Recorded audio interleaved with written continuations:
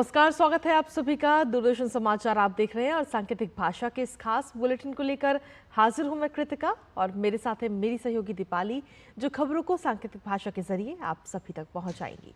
तो चलिए शुरुआत करते हैं इस खास बुलेटिन की और सबसे पहले नजर डालेंगे सुबह की सुर्खियों पर।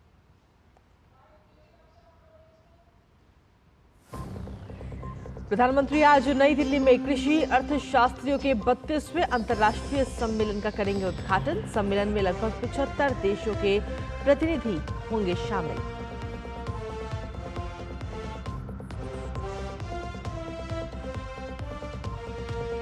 मैसूर शहरी विकास प्राधिकरण में हुए कथित घोटाले के खिलाफ आज से भाजपा जेडीएस की मैत्री पदयात्रा। 10 अगस्त तक बेंगलुरु से मैसूर तक चलेगी पदयात्रा।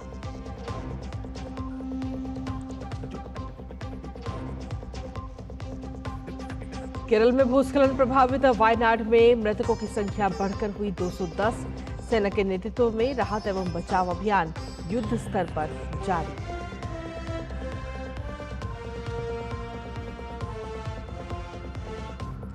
हिमाचल प्रदेश के भूस्खलन प्रभावित क्षेत्रों में राहत और तलाश अभियान जोरों पर। वहीं उत्तराखंड में अब तक 6000 से ज्यादा तीर्थयात्रियों को बचाया गया।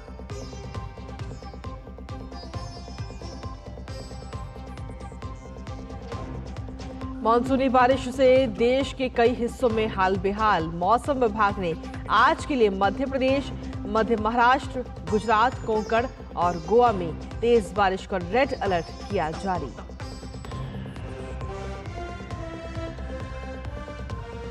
अंतर्राष्ट्रीय खबरों में अमेरिकी राष्ट्रपति चुनाव के लिए कमला हैरिस ने डेमोक्रेटिक प्रतिनिधियों से पर्याप्त वोट हासिल किए। उम्मीदवारी हुई सुनिश्चित।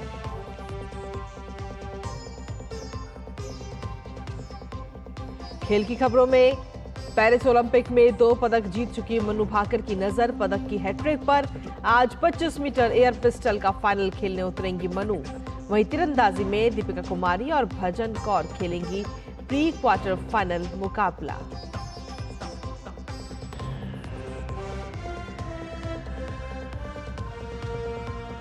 और भारत और श्रीलंका के बीच 3 वनडे मैच की सीरीज का पहला मुकाबला हुआ टाई। रविवार को खेला जाएगा दूसरा मुकाबला।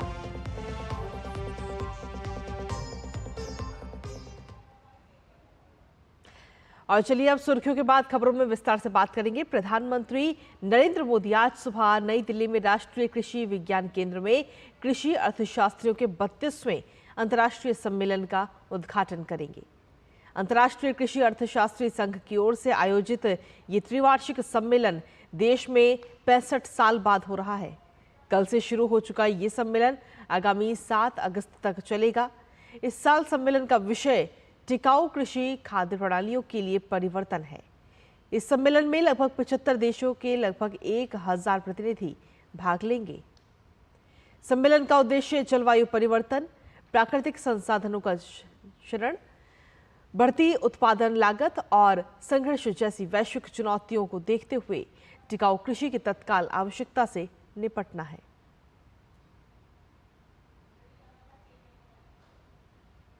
मैसूर शहरी विकास प्राधिकरण में हुए कथित घोटाले के खिलाफ आज से भाजपा जेडीएस की मैत्री पदयात्रा शुरू होगी।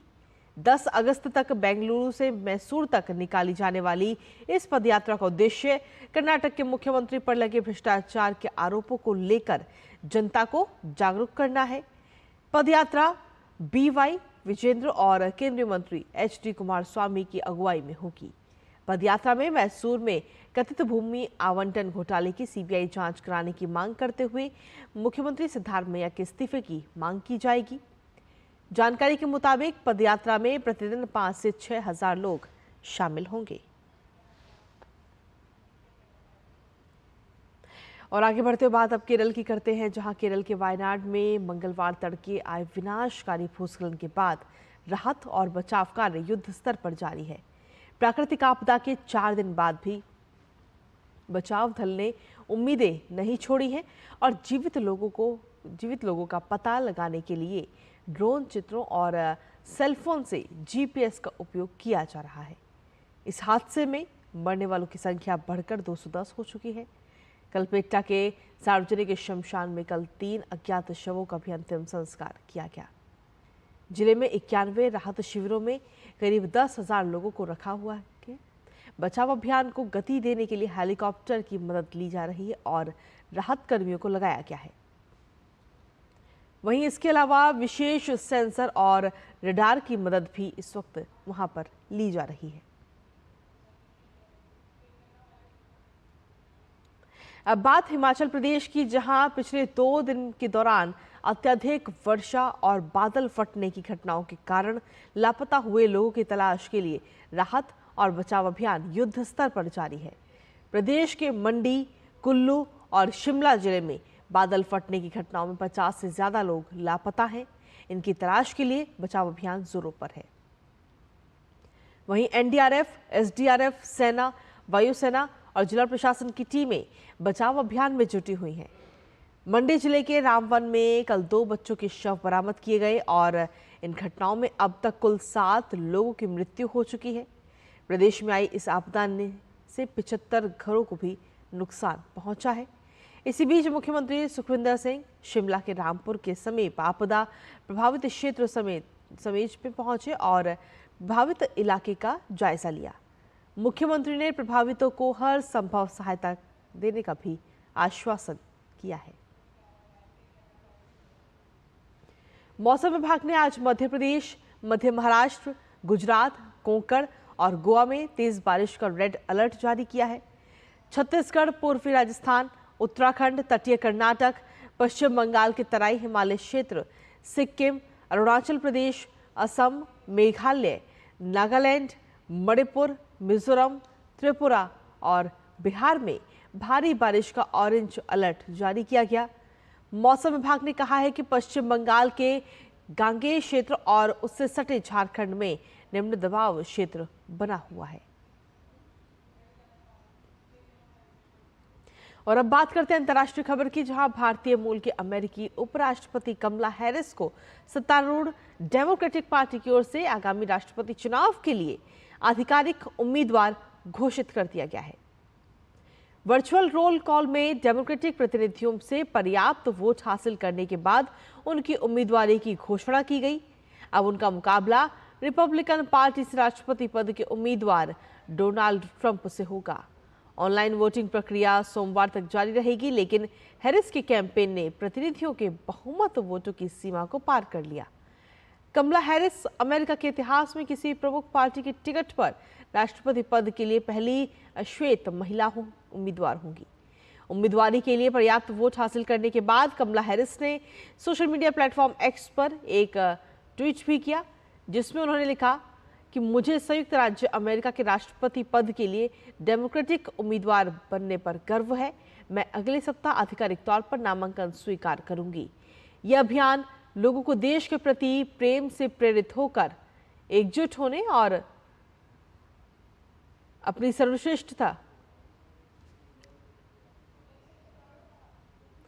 वहीं गौरतलब है कि 5 नवंबर को अमेरिका में आम चुनाव होने हैं और इसके लिए रिपब्लिकन और डेमोक्रेट दोनों पार्टियां पूरी जोर आजमाइश में लगी हैं। और चलिए आगे बढ़ते हुए बात करेंगे खेलों की, जहां पेरिस ओलंपिक में आज भारतीय खिलाड़ी कई खेल स्पर्धाओं में हिस्सा लेते हुए नजर आएंगे।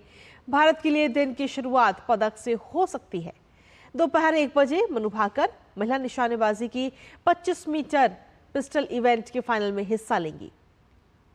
इस ओलंपिक में वो पहले ही 2 पदक हासिल कर चुकी हैं और ऐसे में उनसे अब तीसरे मेडल की भी उम्मीद की जा रही है।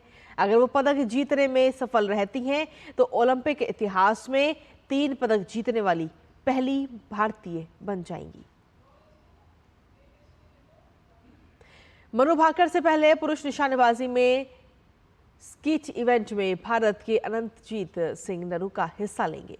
अगर वो फाइनल के लिए क्वालिफाई कर जाते हैं तो आज ही उन्हें फाइनल भी खेलना होगा। तीरंदाजी में दीपिका कुमारी और भजन कौर भी आज पदक जीत सकती हैं। दोनों तीरंदाज व्यक्तिगत वर्ग में प्री क्वार्टर फाइनल खेलेंगी। अगर दोनों अपने अपने मुकाबले में जीत जाती हैं तो आज ही उनका क्वार्टर फाइनल, सेमीफाइनल और फाइनल मुकाबला खेलना पड़ेगा। अब दोनों के प्रदर्शन पर निर्भर करता है कि वो कहां तक पहुंच पाती हैं। और इसी के साथ फिलहाल सांकेतिक भाषा के इस खास बुलेटिन में मुझे, मेरी सहयोगी दीपाली और हमारी पूरी टीम को दीजिए अनुमति। नमस्कार।